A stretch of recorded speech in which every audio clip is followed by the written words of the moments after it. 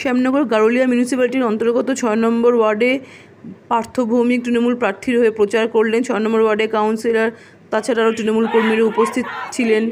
দেবরাজ চক্রবর্তীও।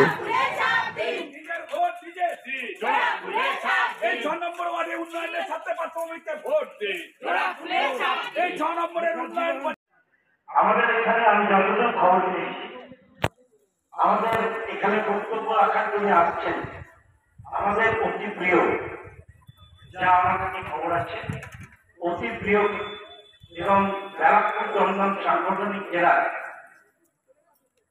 যুব সভাপতি